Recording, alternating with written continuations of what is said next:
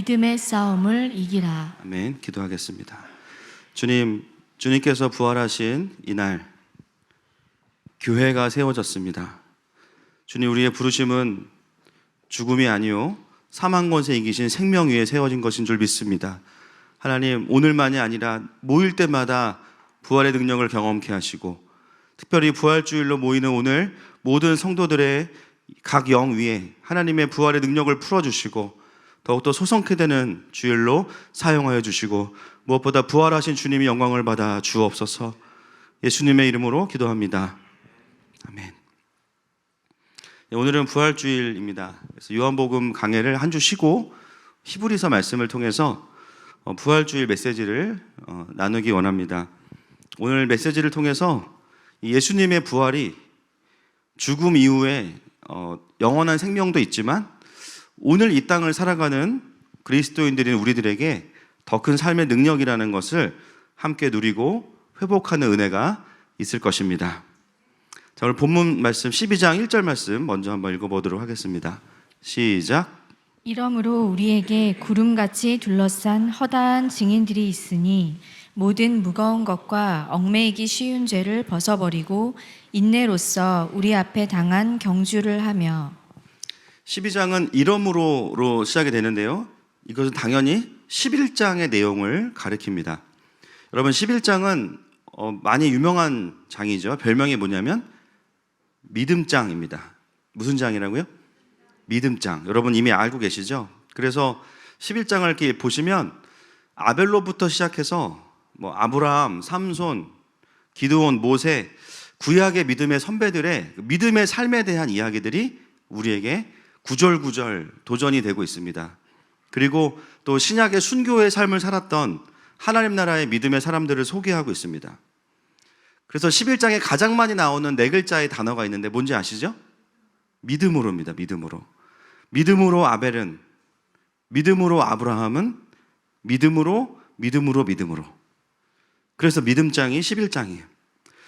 하나님 나라의 리더들, 하나님 나라의 백성들의 공통점, 서로 다른 시대를 살지만 믿음으로 반응한다는 겁니다. 그래서 그 자기의 삶 속에서 믿음으로 반응했던 이야기들이 이제 11장에 기록이 되어 있습니다. 그런데 여러분, 히브리서 11장은 믿음의 선배들을 이야기하면서 감탄으로만 끝나지 않습니다. 우리가 11장을 이제 묵상하면요, 결론을 안 보고 묵상하면 이제 믿음을 본받자로만 끝나요. 물론 그게 틀린 게 아닙니다. 물론 그런 메시지가 11장에 있는데요. 그러나 11장의 결론은 마지막 두 구절 말씀입니다. 같이 한번 읽어보겠습니다. 11장 39절 40절 말씀 시작. 이 사람들은 다 믿음으로 말미암아 증거를 받았으나 약속된 것을 받지 못하였으니 이는 하나님이 우리를 위하여 더 좋은 것을 예비하셨은즉 우리가 아니면 그들로 온전함을 이루지 못하게 하려 하심이라. 아멘. 11장의 결론은 이 뒤에 두 절 말씀이 사실은 진짜 결론입니다. 여러분, 이 히브리서 읽다 보면은 그런 말씀들이 많아요. 알겠는데 모르겠는 말씀 있죠. 믿음은 바라는 것들의 실상이요, 알겠는데 모르겠어.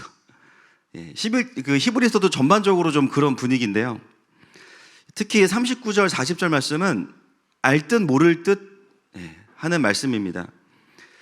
오늘 쉽게 설명을 드리겠습니다. 여러분, 12장에 이 경주, 오늘 우리가 읽은 이 경주라는 단어가 가장 중요한 힌트가 되는데요, 이 경주라는 단어가 원어로는 그 fight, 싸움이라는 단어입니다.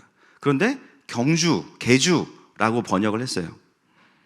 왜냐하면 11장, 12장을 기록하는 기자가 떠올리고 있는 어떤 종목이 있기 때문입니다.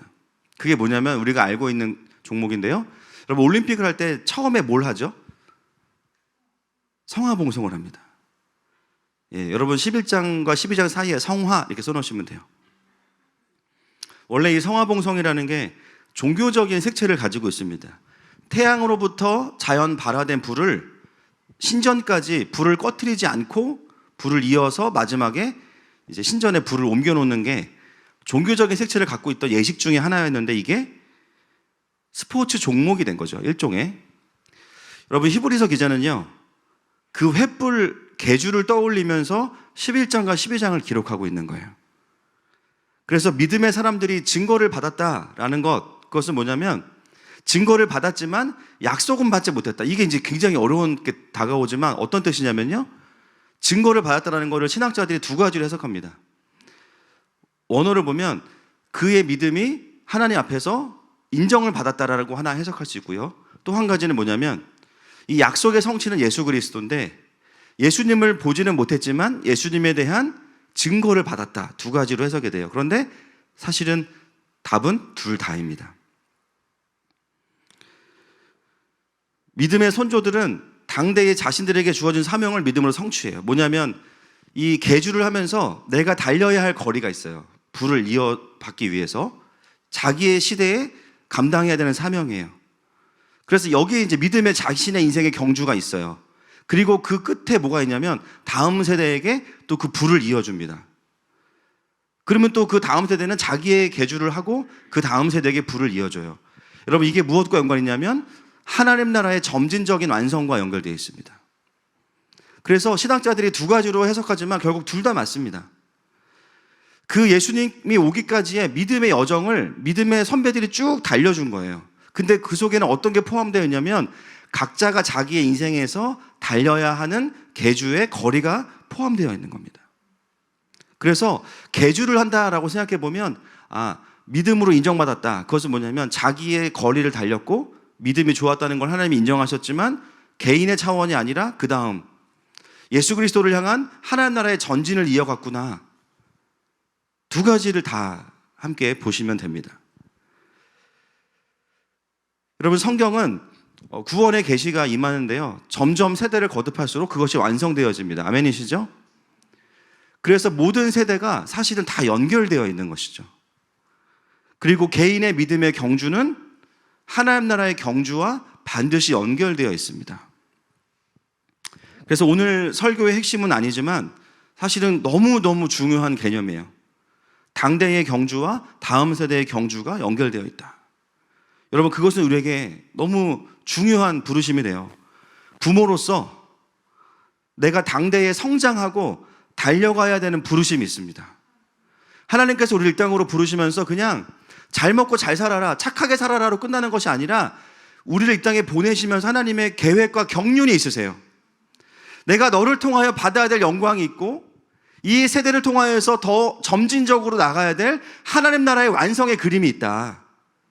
근데 그게 개인의 사명과 연결되어 있는 거예요. 그 개인과 공동체가 분리될 수 없는 거예요. 그래서 우리가 우리의 사명을 잘 감당하는 것은 무엇과 연관이 있냐면 하나님 나라의 확장과 반드시 연관이 있습니다. 그리고 우리가 부모로서 달리다 보면 어느 순간 자녀들의 경주가 같이 시작이 돼요. 약간 어떤 종목이랑 비슷하냐면 쇼트트랙이랑 비슷합니다. 쭉 돌고 그 다음 사람을 쫙 밀어주죠. 근데 그 밀어주기 전에 어떻게 되면 일정 기간 동안 같이 달립니다. 이렇게 원 안에서. 그러다가 선이 오면은 딱 거기서 밀어주게 되는 거죠. 마치 그 모습을 볼 때마다 저는 히브리서 11장이 떠오릅니다. 겹쳐서 같이 뛰다가 어느 순간 세대 간의 리더십이 전수되는 구조가 하나님 나라의 구조입니다. 여러분 이것은 사실은 너무 중요한 메시지예요. 여러분 부모들이 나는 신앙생활 대충 했지만 자녀들에게 너희는 제대로 해라 이럴 수 있을까요? 물론 그렇게라도 잘 되면 좋겠어요. 그러나 결국은 부모가 믿음으로 돌파하지 않았거나 반응하지 않은 부분들은 고스란히 누구의 몫일까요? 자녀들의 몫입니다. 반대로 당대의 믿음의 경주를 충분히 감당하는 부모의 세대가 일어난다면 우리의 다음 세대는 훨씬 영광스러운 세대가 될 겁니다. 창세기 강해를 하면서 대표적인 아비가 누구였냐면 아브라함의 아버지였던 데라입니다. 가나안으로 부르신 아브라함의 여정을 알고서는 데라의 부르심은 뭐냐면 그걸 함께 가주는 게 그의 부르심이었어요. 거의 1200km가 되는 그죠? 갈대아 우르에서 가나안까지. 근데 그 중에 무려 3분의 2, 1000km의 지점까지를 같이 가주고 그 다음에는 몸이 안 따라서 같이 못 가요. 3분의 2 지점까지를 같이 가주는 것이 아비의 세대였던 데라의 부르심이었고 그것들을 감당해 주었을 때 아브라함은 가나안으로 들어갈 수 있었죠. 여러분, 우리는 지금 자녀가 있건 없건, 싱글이건 결혼을 했건, 사실은 어떻게 보면 같은 세대를 살아가는 하나님 나라의 백성들입니다. 그러므로 우리에게 주어진 부르심은 너무나 분명하고요. 그것은 우리의 다음 세대와 연결되어 있는 것이죠. 구약의 인물들이 증거를 받았지만 약속을 성취하지 못했다는 건 뭐냐면, 쉽게 말하면 예수님을 보지 못하고 예수님을 기대하면서 죽었다는 거예요. 예수님이 오실 거야. 그리고 내 삶에 믿음으로 달려가야 될 사명이 있어. 여기까지는 완벽했어요. 그러나 궁극적으로 예수님을 경험하지 못하고 죽었어요. 그리고 신약 시대에 태어난 분들은 예수님을 경험한 이후에 태어났지만, 이들은 또 어떤 모습이냐면, 물론 그때가 이제 마지막 때가 시작된 건 맞지만 지금 우리가 보는 마지막 때의 모습은 또 보지 못하고 주님께 갔죠. 지금 우리 히브리서부터 지금 또 수천 년이 지난 시대를 살아가는 우리에게 하나님 나라는 더 완성되고 더 성취되는 방향에서 주어진 것입니다. 예수님이 오셔서 복음이 성취되었지만 하나님의 나라는 그 이후에도 복음을 통해서 더 완전하고 온전하게 전진하고 있습니다. 그래서 우리는 이 히브리서에 나오는 성화봉성의 그 주자들, 그렇죠? 그 바톤을 이어받은 사람들이 쭉 이어져 와서 지금 누구에게 바톤이 이어진 거예요? 저와 여러분들입니다. 그것이 2022년을 살아가는 우리들의 부르심이고 현 주소인 것이죠. 여러분, 우리가 각자의 부르심을 따라 사는 것은 우리만의 문제가 아니라 이 시대와 다음 세대와 연결되어 있습니다. 여러분, 우리는 어떤 부모의 세대가 되어야 할까요? 데라와 같은 부모가 되어야 됩니다. 아멘이십니까? 내 당대에 뛸 수 있는 거리를 최대한 띄워주는 거예요. 그래서 우리 자녀들이 불필요한 싸움을 하지 않고 곧장 하나님의 영광으로 들어가서, 오늘 대표기도 너무 은혜로웠죠. 말씀으로 세워지는 다음 세대, 할렐루야. 곧장 본 게임으로 들어갈 수 있도록 해주는 부모가 돼야 됩니다. 나의 부르심의 거리를 다 달려주고 마지막에는 자녀들도 함께 달려주다가 영광스럽게 바톤을 터치할 수 있는 저와 여러분 되시기를 축복합니다. 그래서 히브리서 11장 전체는 믿음의 인물들을 쭉 소개하다가 마지막에 이렇게 결론이 나는 거예요. 그래서 11장 1절에 보면, 오늘 본문 1절에 보면, 이러므로, 제가 이러므로를 지금까지 설교한 거거든요. 이러므로라고 하는 것은 이렇게 해석하면 됩니다. 너희는 이제 하나님 나라의 주자이므로, 이렇게 해석하면 돼요.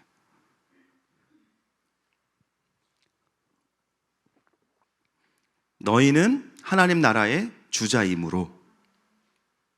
자, 1절 다시 한번 읽어보겠습니다. 시작.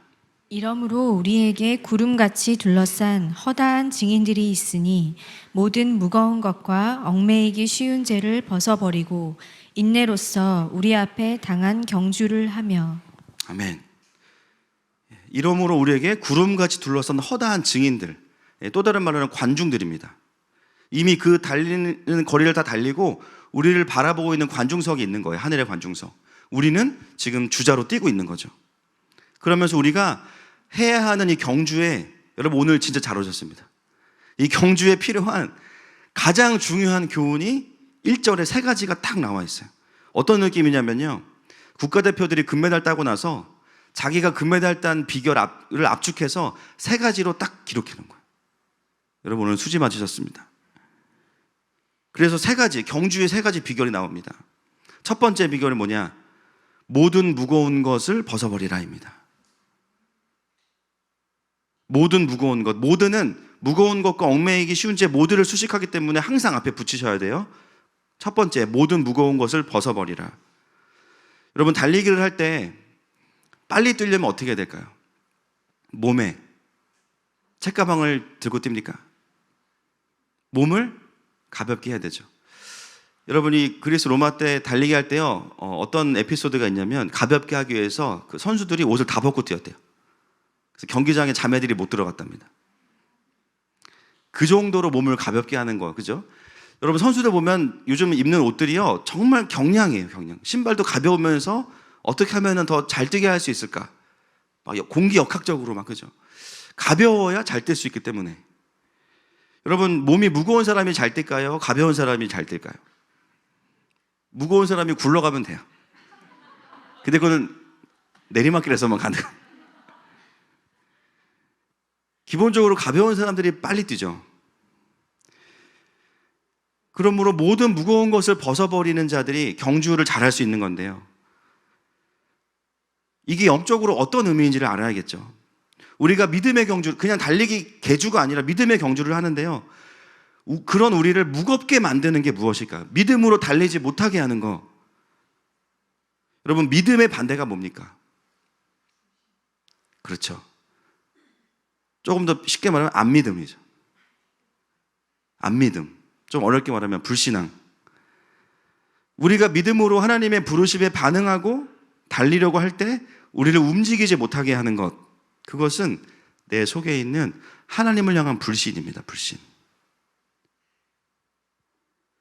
어떤 분들은 저는 하나님을 불신한 적이 없는데요. 여러분 잘 생각해 보시면요, 불신은 불신이란 이름으로 있기도 하지만 다른 이름으로 우리 안에 있습니다. 나는 하나님을 신뢰한다고 생각하지만 실제로 내 마음을 무겁게 하는 걸 잘 보세요. 마음에 짐을 가지고 있는 분들이 참 많습니다. 짐. 그 짐을 들고 밑에 보면 뭐라고 써 있어요? 불신이라고 써 있습니다. 왜 불신과 짐이 연결되어 있냐면 결론적으로는 하나님을 신뢰하지 못하는 마음 때문입니다. 이게 우리의 신앙에 참 어려운 싸움이죠. 그래서 그 짐의 이름들을 보면 근심, 염려, 불안, 걱정, 이런 것들이에요. 우리의 마음에 짐이 있어요. 여러분, 물론 우리가 앞일을 어느 정도는 좀 고민하고 생각할 수 있어요. 근데 문제는 뭐냐면 그 고민의 마지막이 어떤 적절한 대처와 그리고 하나님에 대한 신뢰로 끝나면서 자유해져야 되는데 그 고민의 마지막이 항상 뭐가 돼요? 짐이 되는 거예요. 무거운 짐. 결국은 내가 해결해야 된다는 나에 대한 신뢰와 하나님에 대한 불신으로 끝나게 되면 우리의 영이 어떻게 되냐면 무거워집니다. 마음에 짐을 지우기 시작하면 믿음으로 달리기가 되게 힘들어지는 거예요. 그래서 예배를 드리면 은혜를 잘 받아요. 하나님의 음성도 잘 들어요. 근데 순종하려고 하면 되게 힘들어요. 여러 가지 이유가 있겠죠. 그때 오늘 이 본문에 초점해서 적용해 본다면 어떤 분들은 스스로 짐을 지우는 구조를 가지고 있는 분들은 순종할 때 되게 힘들어지는 거예요. 무겁다라고 느껴집니다. 뭐 하나 순종하려고 해도 되게 마음이 무거워요. 왜냐하면 그 순종과 관련해서 파생되는 이런저런 생각들이 동시에 들어와요. 그래서 은혜 받고 이렇게 해야겠다 결단할 때까지는 되게 편했는데 삶에서 그거를 딱 실천하려고 딱 들으면 갑자기 이런저런 생각이 들어오면서 마음이 무거워집니다. 너무 고민할 게 많은 거예요. 여러분, 하나님 나라를 경험하는 루틴은 심플하죠. 순종하고 하나님의 일하심을 경험한다. 할렐루야. 근데 이미 거기까지 가지 못하는 거예요.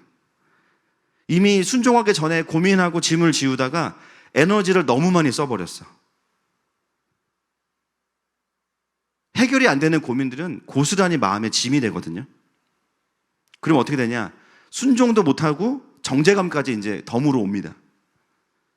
그리고 어떻게 돼요? 더 무거워지고 더 뒤로 물러나게 돼요. 하나님 앞에서. 믿음의 경주를 해야 되는데 한 발자국 가는 게 너무 힘든 거예요. 어떻게 해야 될까요? 빌립보서 4장 6절과 7절 말씀 같이 보겠습니다. 시작. 아무것도 염려하지 말고 다만 모든 일에 기도와 간구로 너희 구할 것을 감사함으로 하나님께 아뢰라. 그리하면 모든 지각에 뛰어난 하나님의 평강이 그리스도 예수 안에서 너희 마음과 생각을 지키시리라. 아멘. 특히 기도도 여러 가지의 방법과 종류가 있지만 이건 어떤 기도냐면 짐을 맡기는, 따라하겠습니다. 짐을 맡기는 기도. 짐을 맡기는 기도. 여러분, 고민이 많다는 거는 무조건 나쁜 게 아니에요. 신중한 거죠. 근데 중요한 건 뭐냐면 그것이 불신과 연결되었을 때 짐이 된다는 거예요. 그러면 그것은 그냥 내 영을 무겁게 만듭니다. 여러분, 오늘 주님 말씀하시는 거예요. 짐을 지지 말고 나에게 맡겨라. 마음에 쌓아두지 말고 나에게 맡겨라. 자, 여러분, 우리의 머리에 좀 손을 얹고 한번 선포했습니다. 자, 손을 얹어보세요. 드라이 하신 분들은 신용만 하세요. 머리 또 망가지면 또 그렇잖아요. 그렇죠? 자, 말씀 띄워주시고, 자, 6절, 7절을 큰 소리로 우리 머리에 선포하면서 읽겠습니다. 준비됐습니까? 시작! 아무것도 염려하지 말고 다만 모든 일에 기도와 간구로 너희 구할 것을 감사함으로 하나님께 아뢰라. 가슴에 손을 대고 7절 시작! 그리하면 모든 지각에 뛰어난 하나님의 평강이 그리스도 예수 안에서 너의 마음과 생각을 지키시리라. 아멘. 짐을 맡기는 기도가 필요한 분들이 많아요. 여러분, 우리는 구약의 믿음의 선배들과 다르게 약속이 성취된 이후에 태어난 사람들이에요. 할렐루야. 예수님께서 오시고 난 다음에 예수님만 오셨어요? 성령님도 오셨어요. 히브리서 그 시대의 사람들보다 더 큰 영광과 특권 가운데 세워진 자들입니다. 완전한 중보자이신 예수님이 함께 계시고 때를 따라 돕는 은혜를 얻기 위해서 은혜의 보좌 앞에 언제든지 나아갈 수 있는 자들이 저와 여러분입니다. 여러분, 그런 우리에게 주어진 특권이 뭐냐면 기도예요. 그냥 비나이다가 아니라 우리의 무거운 짐을 실제로 주님께 드리고 맡길 수 있는 거. 그럼 어떻게 돼요? 내 마음에 평강이 찾아오고 영이 가벼워집니다. 그런데 거기서 끝나는 게 아니에요. 베드로전서 5장 7절 말씀 보겠습니다. 시작! 너희 염려를 다 주께 맡기라. 이는 그가 너희를 돌보심이라. 염려를 주께 맡기는 이유는 주님이 그냥 맡아만 주시는 전당포고가 되셔서 그런 게 아니에요. 그가 우리를 돌보신다는 거죠. 그래, 내가 상담을 들어줄게. 끝이 아니에요. 우리가 맡기는 문제를 맡아만 주시는 게 아니라 돌보신다는 거예요. 이 돌보신다는 게 뭐냐면 부모가 어린 자녀를 돌보는 거죠. 우리가 주님께 맡기면 그 일들을 하나님이 직접 다스리시고 주관하십니다. 이번에 킹덤스쿨 책장 견적 받았는데 254만 원인가 나왔습니다. 올해 예산이 없는데 우리가 어떡하지? 근데 바자회 하고 또 누가 또 헌금하셨는데 그게 250 몇만 원 나왔어요. 너무 신기해요. 할렐루야. 안 놀라시네요.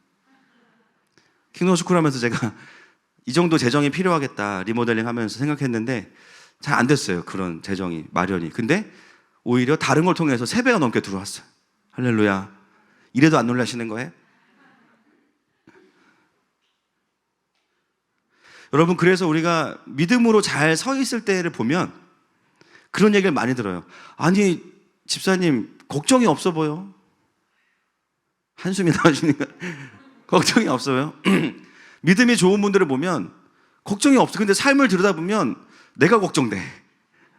그렇죠? 집사님 지금 그럴 때 아닌 것 같은데, 지금 기도할 때가 아닌 것 같은데. 아니야, 난 괜찮아. 믿음 괜찮습니다. 생수를 주님께 맡기시고 걱정이 없어 보여요. 여러분, 삶을 보면 걱정거리가 없어서가 아니에요. 왜 그게 없냐면 생길 때마다 누구에게 드리는 거예요? 주님께 드리는 거예요. 우리가 헌금은 잘 못 드려도 또 염려는 드릴 수 있잖아요. 할렐루야. 주님, 이거라도 염려를 드려야지. 매일 꾸준히 생길 때마다 성실하게. 희한한 건 뭐냐면 염려를 드리고 평강을 찾아옵니다. 염려를 드리고 하나님의 인도하심 안으로 들어갑니다. 여러분, 내가 믿음으로 이 믿음의 경주를 달려야 되는데 뭔가 마음이 무겁다고 느껴지시는 분들은 돌아보세요. 마음에 짐이 많으신 거예요. 걱정과 염려가 많이 쌓여 있는 거예요. 근데 그 밑에 보면 결국은 안 믿음이라고 써 있는 거예요. 제가 오늘 이 말씀의 포인트를 한마디의 구호로 요약했습니다. 따라해 보세요. 에이 몰라. 여기가 쪽에 시작. 기도나 하자. 자, 붙여서 시작. 에이 몰라. 기도나 하자. 이게 이제 핵심 메시지. 그러니까 항상 고민하셔도 됩니다. 많이 하세요. 그런데 결론을 이걸로 끝내면 돼요. 한참 고민하고 에이 몰라 기도나 하자. 그래서 본당에 24시간 찬양 틀어놨잖아요. 그죠? 많이 오세요. 지금 천사들만 가득합니다.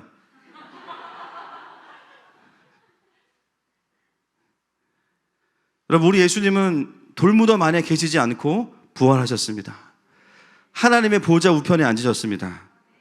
그래서 나의 모든 염려와 짐을 다 가져가실 수 있는 분이에요. 그래서 주님 원하시는 건 뭐냐면 그분께 맡겨드리고 너는 신나게 뛰어라 이거예요. 근데 주님이 하셔야 되는 고민까지 다 가져와요. 주님 얼마나 힘드실까? 얼마나 고통스러우실까? 얼마나 세계를 경영하시느라고 내가 짐을 갖고 와 주님한테. 교만한 겁니다. 회개하십시오. 그래서 무거운 것을 벗어버리라는 개념은 우리 안에 마음과 영을 무겁게 하는 것들을 주님께 맡기라는 거예요. 이게 첫 번째고요. 두 번째는 뭐냐면 모든 얽매이기 쉬운 죄를 벗어버리라입니다. 달리기 할 때 몸에 딱 맞는 정장 입고 뛰는 분 보신 적 있으세요? 달리는 게 불가능하죠. 옷이 찢어지겠죠. 행동에 제약이 생깁니다. 심지어 나의 몸이 어딘가에 묶여 있다면 뛸 수가 없어요. 오늘 히브리서는 그리스도인들이 믿음의 경주를 할 때 죄라는 것은 우리를 얽맨다라고 이야기하고 있습니다. 묶는다라고 이야기해요. 원어를 보면 다리를 묶다 또는 함정에 빠뜨리다 이런 뜻입니다. 여러분, 죄는 우리의 다리를 묶어서 달릴 수 없게 만들고 함정에 빠뜨려서 제자리에 머물게 하는 게 죄입니다. 여러분, 11장에 나오는 믿음의 선배들 삶이 훌륭한 것 같지만 멀리서 보면 결론적으로 훌륭하지만 가까이서 보면 늘 그들이 믿음의 전진만 한 게 아니에요. 각자의 삶을 우리가 묵상해 보면 죄로 인한 묶임들이 있습니다. 그 유명한 다윗도 그랬고요. 아브라함도 사라도 약속의 아들을 기다리지 못하고 하갈을 통해서 이스마엘을 낳았죠. 또 그 이스마엘 때문에 어려움을 겪었고, 삼손도 보면 들릴란지 열릴란지 하여튼 그 블레셋 자매 하나 잘못 만나가지고 가장 좋은 시절을 다 날리고 마지막에 이제 회개하고 주님께 쓰임 받아요. 한 명 한 명 보면 다 개인들이 싸웠던 죄의 묶임들이 있습니다.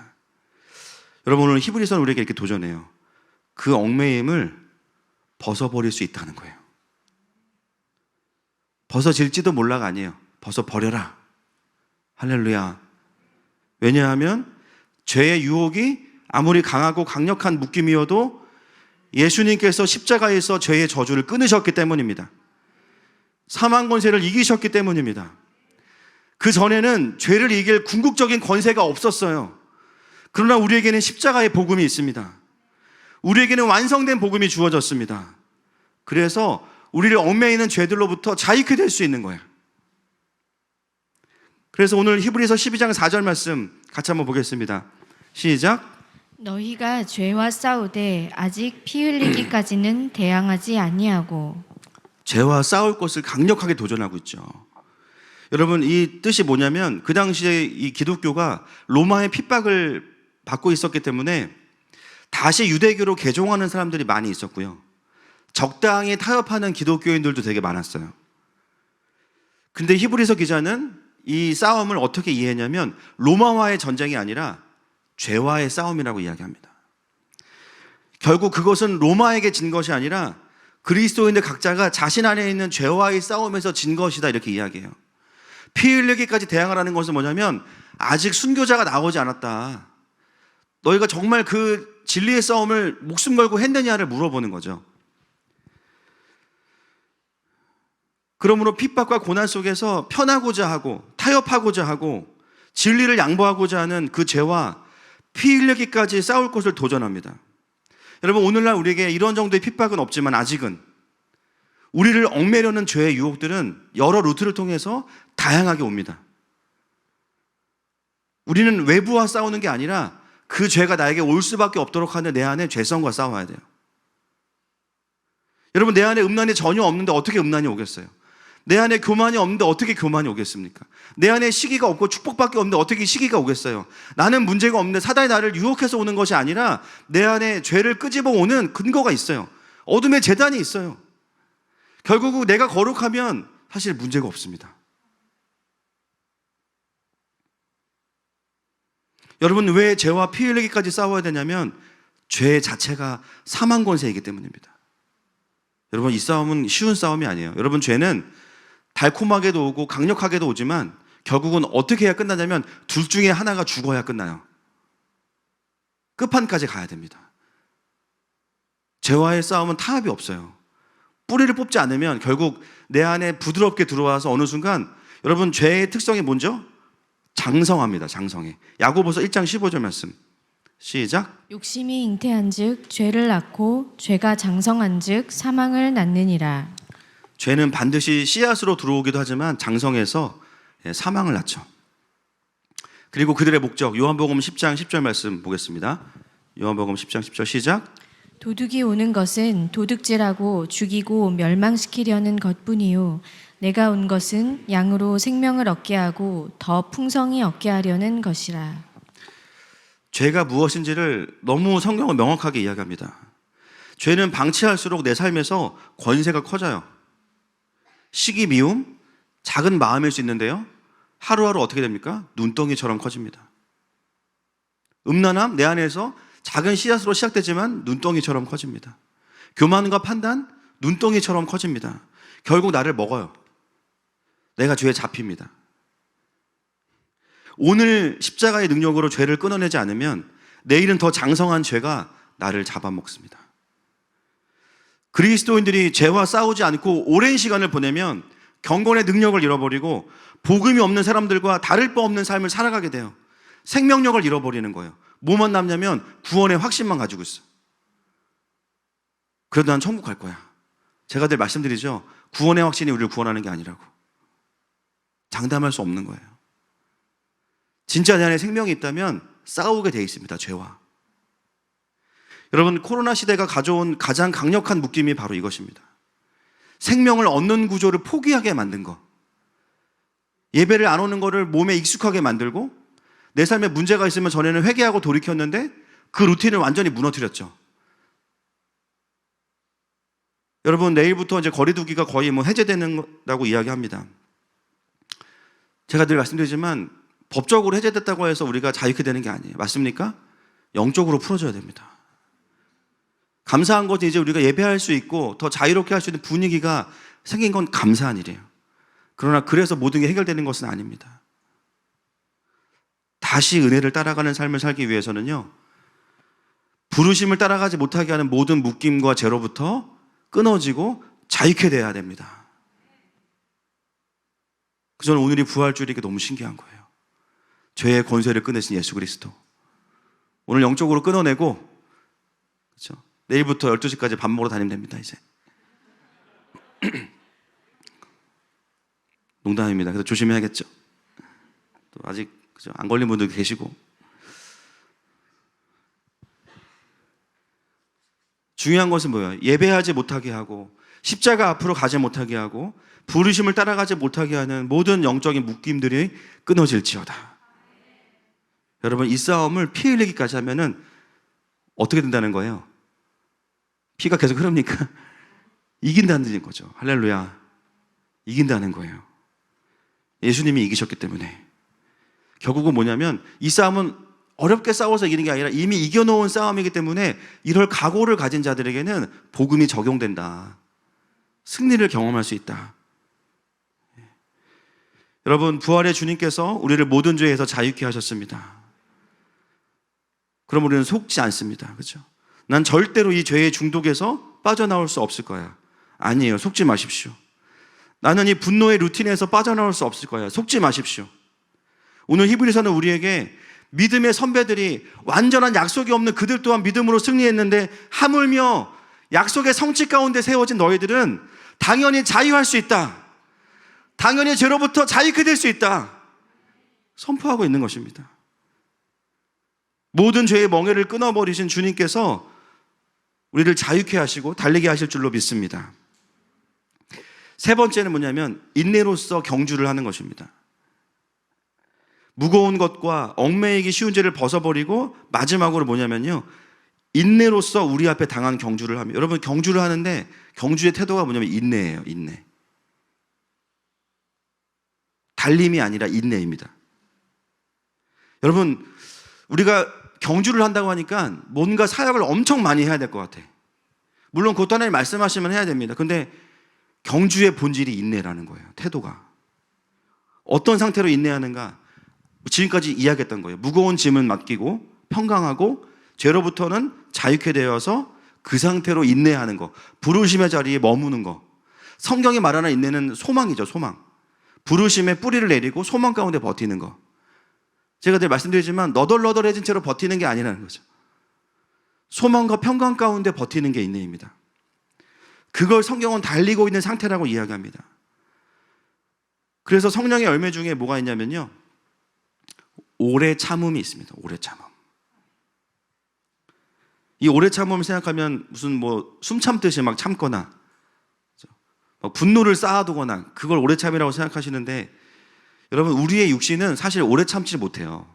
그래서 이건 성령의 열매입니다. 제가 늘 말씀드리지만 분노 조절 장애는 두 가지가 있어요. 그렇죠? 그때그때 분노하시는 분, 그다음에 참았다가 정립했다가 분노하시는 분. 합산하면 똑같아. 오히려 뒤에 하시는 분들이 이자가 붙어가지고 이게 더 힘들어요. 그렇죠? 다 똑같죠 사실은. 그러나 은혜가 없으면 우리 모두가 다 오래 참을 수 없습니다. 결국 같은 거예요. 우리 육신의 특성은 오래 참음이 없어요. 우리는 어때요? 올해만 참죠. 내가 올해까지만 너랑 산다 진짜.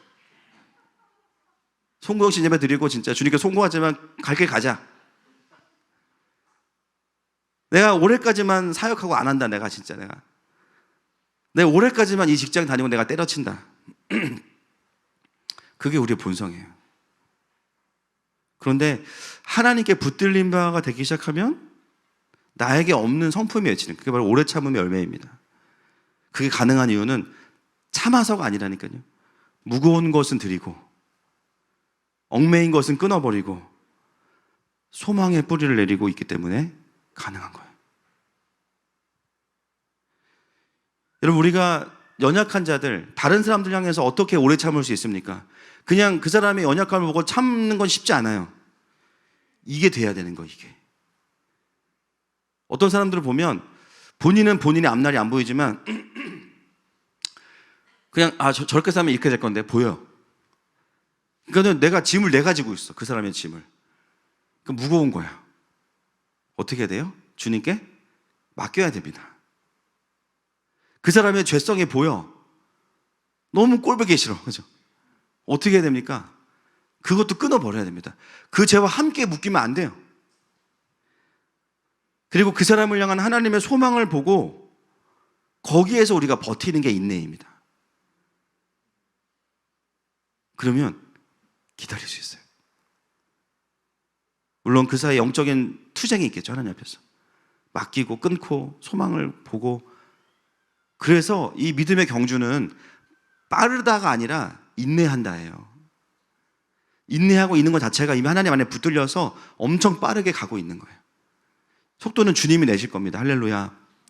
우리는 그분의 멍에에 붙들려 있는 게 우리의 관건이죠. 포도나무 대신 그분께 가지가 붙어 있는 것처럼. 그 인내하고 있으면 열매가 맺힙니다. 그 믿음의 경주를 하는 자들에게 11장의 믿음의 선배들이 아니라 이제는 완전한 모델이 누구시냐? 예수 그리스도이신 겁니다. 12장 2절 말씀 같이 보겠습니다. 시작. 믿음의 주요 또 온전하게 하시는 이인 예수를 바라보자. 그는 그 앞에 있는 기쁨을 위하여 십자가를 참으사 부끄러움을 개의치 아니하시더니 하나님 보좌 우편에 앉으셨느니라. 여러분, 우리의 영광은 뭐냐면요, 다윗도 좋고 아브라함도 좋은데 우리 예수님이 제일 좋아요. 하자가 전혀 없으세요. 할렐루야. 완전한 모델, 완전한 믿음의 모델, 믿음의 주요, 심지어 우리를 도와주시는, 온전케 하시는 분. 그래서 무엇을 이야기하냐면 예수님께서 십자가를 참으신 인내를 말하고 있는 겁니다. 2절에 보니까 예수님의 십자가를 참으신 것은 뭐냐면 고통보다 더 큰 게 뭐예요? 부끄러움을 참으셨대요. 수치. 수치입니다. 예수님에게 십자가의 고통은 못에 찔리는 아픔도 있지만 수치가 제일 큰 고통이에요. 너무 부끄러운 거예요. 여러분, 창조주이신 하나님이 사람이 된 것도 말도 안 되는 수치잖아요. 근데 그 중에서도 인간들이 당할 수 있는 가장 극악한 사형, 가장 죄인으로 인정받는 그 십자가에 달리셨어요. 하늘에 계시던 그분이 완전 땅 바닥으로 내려오셔서 모든 사람에게 정죄와 조롱을 받는 자리로 가셨어요. 수치 중에 수치가 십자가입니다. 피조물들 앞에서 죄가 전혀 없으신 그분이 극악한 죄인으로 판단받는 거, 그리고 사랑하는 성부 하나님도 외면하시는 거, 그리고 진노의 제물이 되는 거. 예수님으로서는 느낄 일도 없고 느낄 필요도 없는 수치 중에 수치가 십자가입니다. 근데 오늘 본문은 우리에게 뭐라고 하냐면 예수님이 그 십자가를 참으셨대요. 그 비결이 뭐냐? 그 앞에 있는 기쁨을 위하여.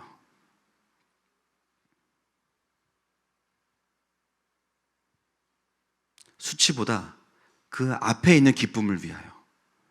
그 두 가지의 기쁨이 있습니다. 첫 번째, 2절 바로 뒤에 나오는데 하나님의 보좌 우편에 앉으셨다. 어떤 기쁨이냐면 다시 아버지께로 돌아가는 기쁨입니다. 여러분, 군인들이 지금 몇 개월인지 모르겠어요. 하도 줄어가지고 올해 보내면 내년에 막 제대하고 그러던데, 저 때만 해도 공군 30개월이었습니다. 자, 그래가지고 그 긴 시간을 버틸 수 있는 이유가 뭐예요? 거긴 내 집이 아니거든요. 다시 가족품으로 돌아오거든요. 그러니까 버텨져요.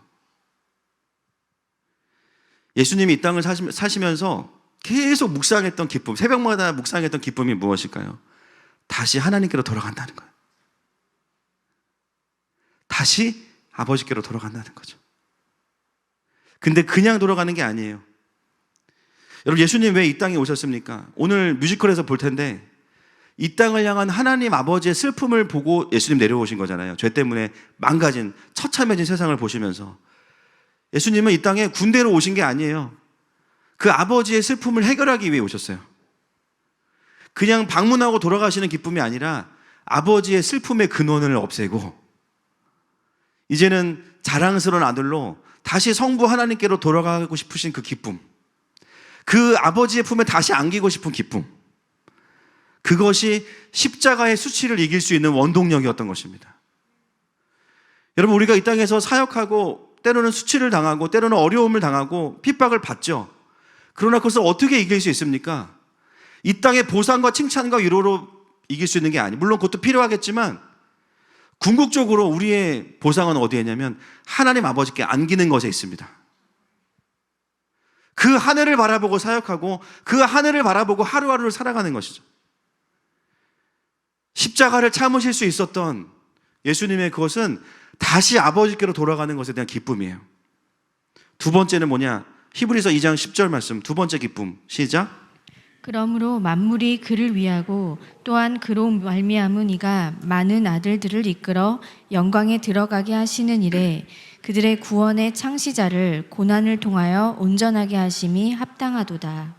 기쁨의 또 한 가지는 많은 아들들을 영광에 들어가게 하시는 거. 쉽게 말하면 이 땅에 교회가 세워지는 겁니다. 구원받은 자들이 일어나는 거. 그래서 예수님만이 아니라 부활의 첫 열매가 아니라 이제는 그 이후에도 하나님의 자녀는 다시 하나님의 영광에 들어가게 되는 것. 그 기쁨을 보셨기 때문에 십자가의 수치를 참으실 수 있었던 거예요. 여러분, 우리 아빠들이 직장에서 진짜 힘듭니다. 요즘 진짜 힘들어요. 윗사람 비위 맞추기도 힘들고 실적도 올려야 되고 또 밑에 들어온 부사수들 막 너무 개념 없고 막 일 안 하고 그 속에 살면서 정말 수치와 모멸감을 느낄 때가 정말 많습니다. 그런데 가장들이 수치를 참는 이유가 무엇 때문일까요? 내 사랑하는 가족들과 자녀들이 누릴 수 있기 때문이에요. 그거 하나로 버티는 겁니다. 예수님은 십자가의 수치와 고통에 집중하시는 게 아니라 하나님 아버지께 안길 것과 구원받은 영광스러운 교회가 이 땅 가운데 세워질 것을 보셨어요. 여러분, 이것이 바로 부활의 능력이고 소망입니다. 히브리서 12장 10절 말씀 보겠습니다. 시작. 그들은 잠시 자기의 뜻대로 우리를 징계하였거니와 오직 하나님은 우리의 유익을 위하여 그의 거룩하심에 참여하게 하시느니라. 아멘. 그래서 5절 이하에 보면 징계에 대한 이야기가 나오는데요. 여러분, 우리가 살면서 오늘 이걸 다루진 않겠지만 겪게 되는 고난은 두 가지일 거예요. 죄와 징계의 문제일 겁니다. 죄를 안 지으면 죄와 싸워야 되고 죄를 지으면 징계가 오니까 결국 이 부분인데, 근데 중요한 것은 그게 정죄로 주어지는 게 아니라 하나님 앞에서 어떻게 주어지냐면 결국 오직 하나님은 이 모든 것들을 우리의 유익을 위하여 그 다음 그의 거룩하심에 참여하게 하시느니라.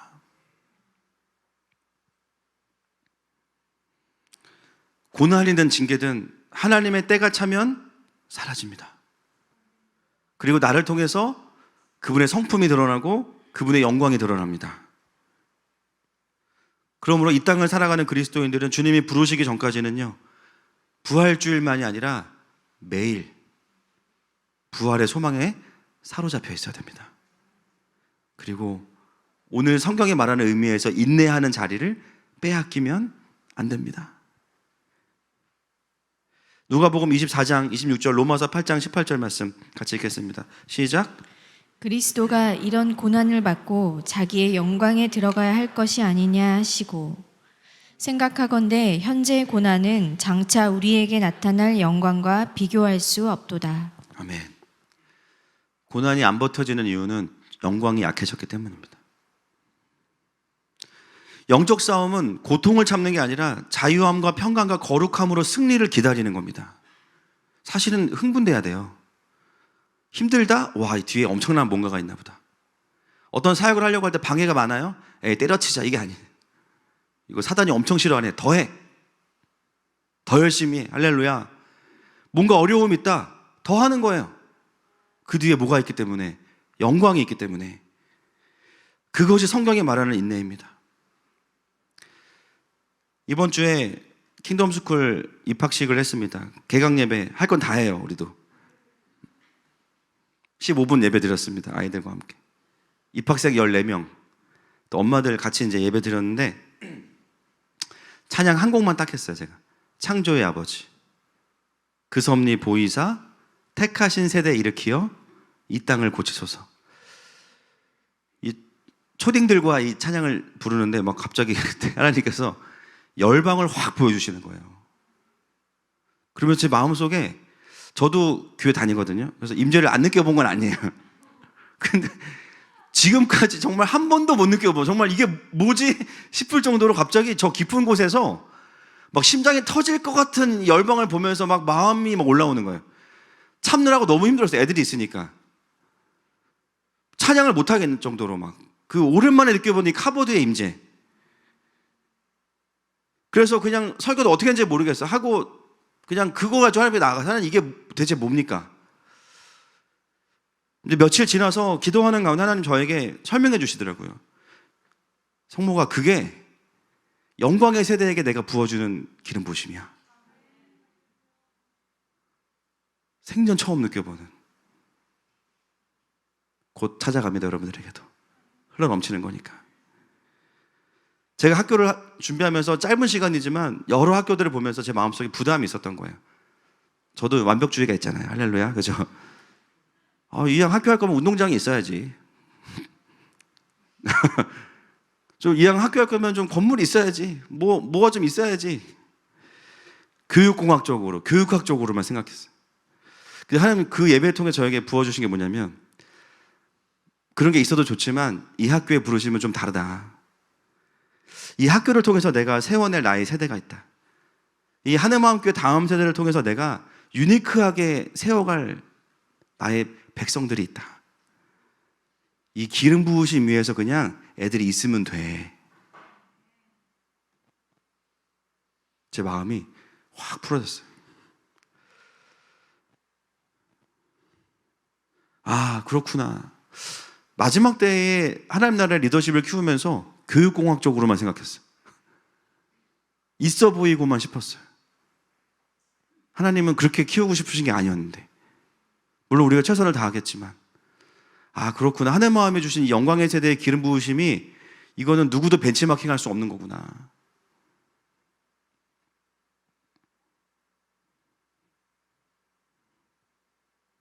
그리고 돌아보면 사실 짧은 기간 동안 많은 것들이 준비가 됐습니다.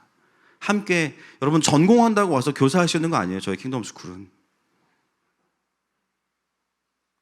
하나님이 주신 기준들이 있어요. 그리고 아무것도 없다고 하기에는 선생님들도 이미 준비되어 있고 목사님도 계시고, 여러분 주중에 이 건물 전체가 학교입니다. 리모델링도 해주시고 책장도 짜주시고, 지금 아이들을 보면 과자 흘리고 말도 안 듣는 것 같고, 보면은 사람도 아닌 것 같아요. 막 걷는 법을 몰라 애들이. 저를 보면 주먹부터 날려요. 인간의 눈으로는 사람이 될 수 있을까? 마늘을 많이 먹어야 되나? 쑥을 먹어야, 이런. 여러분 우리가 보는 것은 아이들 안에 있는 가능성이 아니고요, 이 아이들을 인도해 가시는 하나님입니다. 여러분 두고 보세요. 제일 말썽 부리는 애들이 끝까지 말썽 부릴 수도 있어요. 근데 아닐 수도 있어요. 여러분 예수님도 12살에 가출하셨어요. 가출 청소년이 세상을 구원했습니다. 우리가 믿는 것은 하나님입니다. 여러분 지금 킹덤 스쿨뿐만이 아니라 대한민국 안에 교육 영역에 있어서 믿음의 가정들이 엄청나게 깨어나고 있어요. 벌써 저한테 커리큘럼 달라는 분들도 계시고 교사 좀 파송해달라고, 우리도 지금 이제 시작했는데, 조금 깨어난 교회들이 지금 구조는 다양할 수 있지만 아 이거 다르다, 다른 하나님의 전략이 있다. 여러분 전 세계적으로 보시면 수많은 나라들이 인본주의와 안티킹덤의 흐름에 잡혀서 허덕이고 있습니다. 이걸 거슬러 가고 있는 나라가 몇 개 없어요. 그 중에 가장 앞에 있는 나라가 어디냐? 대한민국입니다. 먼저 보고 준비하는 나라. 근데 어디부터 깨어나요? 교육 영역부터.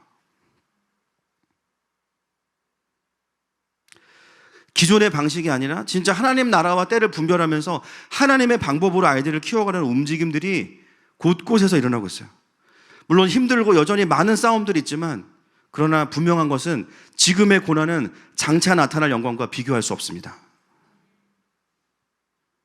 부활의 능력을 가진 교회여 일어날지어다. 이 시간 함께 주님 앞에 나아가십시다. 이 부활의 주일에 우리 하나님께서 우리에게 부활의 능력, 또 믿음의 경주, 또 다음 세대를 향하여서, 이 세대를 향하여서 말씀하고 계십니다. 모든 무거운 것과 얽매이기 쉬운 죄를 벗어버려라. 그리고 인내로서 믿음의 경주를 함께 뛰자 말씀하고 계십니다.